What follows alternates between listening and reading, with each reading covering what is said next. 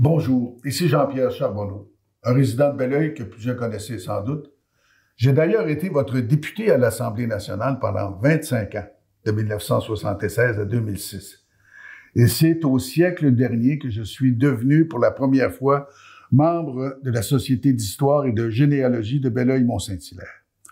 Aujourd'hui, nous nous retrouvons ensemble parce qu'au mois de novembre 2021, c'est le début du 50e anniversaire de la Société d'histoire et de généalogie.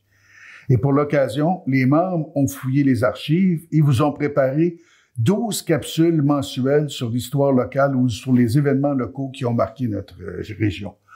Alors, si vous voulez visionner ces capsules-là, qui s'intitulent d'ailleurs « Saviez-vous que ?», vous allez sur notre chaîne YouTube. C'est gratuit et vous pouvez d'ailleurs vous abonner à cette chaîne-là.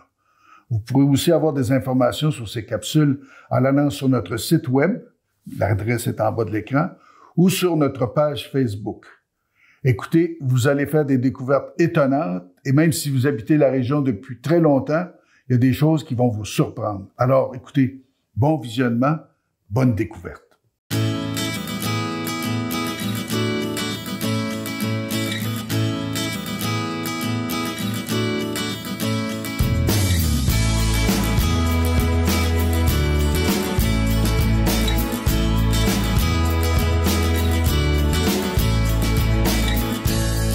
Saviez-vous qu'entre 1878 et 1999, une très grosse usine d'explosifs, de munitions et de produits chimiques était exploitée dans la région?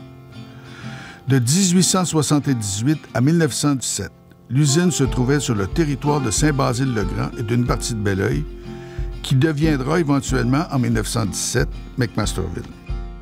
L'usine a été fondée par Thomas Chalmers Brayner et appartenait à la Hamilton Powder Company. En 1911, la compagnie devient la Canadian Explosive Limited, avec l'introduction d'explosifs beaucoup plus puissants que la poudre noire.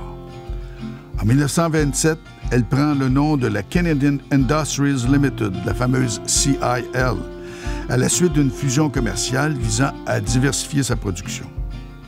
La compagnie produit dorénavant de la peinture, des engrais chimiques et une variété d'autres produits. Puis, en 1990, l'Imperial Chemical Industries achète l'usine de McMasterville, mais décide de réduire progressivement la production jusqu'à la fermeture définitive des installations en février 1999. Afin de saisir l'ampleur des installations, voici quelques statistiques intéressantes. En 1913, l'usine produit 1000 caisses de dynamite par jour et compte environ 200 employés. En 1915, en pleine guerre mondiale, l'usine produisait 1 million de livres de munitions et 1 800 000 livres de TNT par mois. En 1990, les installations de l'usine sont réparties sur 3,3 km², chevauchant McMasterville et Saint-Basile-le-Grand. On y recense plus de 200 bâtiments, 15 km de voies ferrées et 144 aiguillages et, au plus fort de la demande, l'usine compte pas moins de 1200 employés. La production était importante, mais il ne faut pas oublier les réalisations du laboratoire de recherche de la CIL. Ces chimistes sont responsables, entre autres, de la découverte de la molécule contenue dans les pilules de nitro qui sont prescrites pour soigner les crises d'angine de poitrine. Ils ont aussi développé l'explosif utilisé dans les coussins gonflables de nos véhicules aujourd'hui. La compagnie a joué un rôle social important dans la région grâce à son centre communautaire en particulier, à ses infrastructures sportives et aux commandites qu'elle versait pour les activités culturelles et sportives. La vie sociale des résidents était largement influencée par les activités organisées par la poudrière. Qu'il s'agisse de projections de films, de ligues de quilles, de soccer, de hockey, de balles, de tennis, de spectacles musicaux, pour n'en nommer que quelques-uns. Compte tenu des besoins en main-d'œuvre qui excédaient la capacité locale, les employés de l'usine provenaient d'un peu partout et représentaient une variété d'origine ethnique peu commune dans les petites municipalités de la vallée du Richelieu de l'époque. Afin de soutenir les employés protestants anglophones, la compagnie a construit des écoles où l'enseignement se donnait en anglais. Elle a aussi offert des terrains pour l'érection de lieux de culte et d'un cimetière protestant. Il fallait trouver aussi des solutions pour loger ses nombreux employés. la compagnie a construit un hôtel pour les célibataires et un certain nombre de maisons et de blocs-appartements pour les employés mariés. Aujourd'hui, la présence de l'usine n'est plus qu'un lointain souvenir. Tout ce qui subsiste se résume à 2 quais qui accueillaient autrefois les bateaux qui transportaient les matières premières et les explosifs, et l'ancien laboratoire qui a été converti en résidence pour aînés. On trouve aussi un parc commémoratif sur la rue Nobel, à l'endroit où la compagnie avait autrefois aménagé 2 terrains de tennis.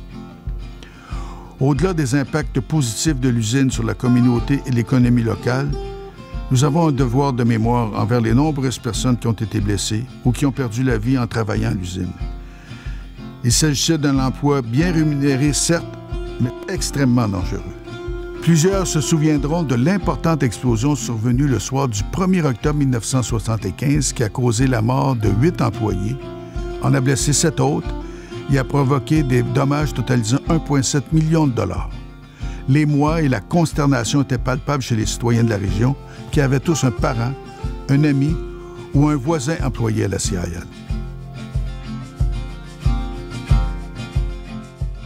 Il est intéressant de savoir que la Société d'histoire et de généalogie de Belleuil-Mont-Saint-Hilaire a ceci de particulier qu'elle a créé en son sein un petit groupe sélect de gens qui s'intéressent justement à la généalogie. Ce sont des débutants, mais aussi des généalogistes d'expérience qui, dans le fond, veulent apprendre, veulent s'entraider, veulent aller plus loin dans cette passion.